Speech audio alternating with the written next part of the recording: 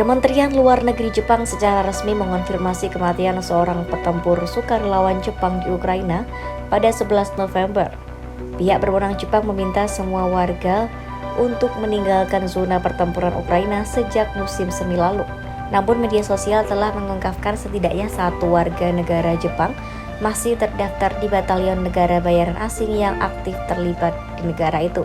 Batalion ini sering merekrut atas dasar ideologis menjangkau neo-Nazi dan ultra kanan. Salah satu orang Jepang tersebut menggunakan tanda panggilan Dobre yang berarti bagus dalam bahasa Rusia dan Ukraina.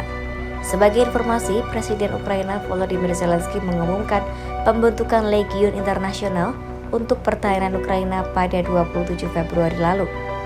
Dalihnya untuk melindungi Ukraina, Eropa, dan dunia. Zelensky menyerukan warga asing untuk ikut berperang di Ukraina melawan Rusia.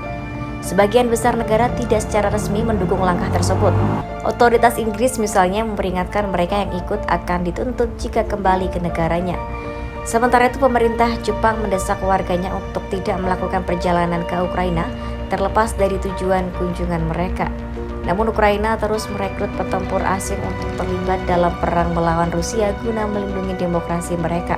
Pada Juli, Kementerian Pertahanan Rusia mengumumkan jumlah tentara bayaran asing di Ukraina mencapai 7.107, sebagian besar berasal dari Polandia.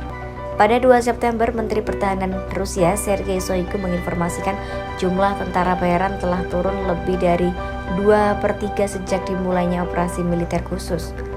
Terlepas dari kesamaan ideologis mereka, orang-orang ini cukup beragam dalam hal asal kebangsaan mereka yang berasal dari Amerika Serikat, Kanada, Amerika Latin, Skandinavia, dan tempat lain di Eropa bahkan Asia. Tidak satupun dari tentara bayaran ini ingin foto mereka dipublikasikan atau wajah mereka dikenali.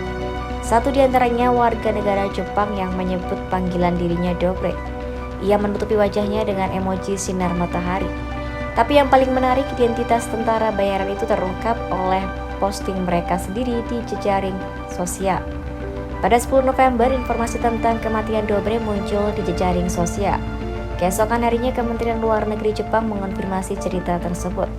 Sebelumnya, pada 4 November diketahui sesama tentara bayaran Zheng Yunhong dari Taiwan juga telah terbunuh. Dia telah berjuang untuk Batalion Carpathian Siege, sebuah unit paramiliter di Ukraina dengan jumlah orang asing terbesar di jajarannya.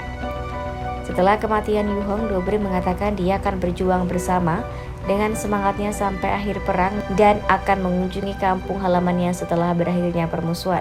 Mayoritas tentara bayaran adalah neo-Nazi yang taat, dengan Dobre hanya salah satu dari lusinan contoh.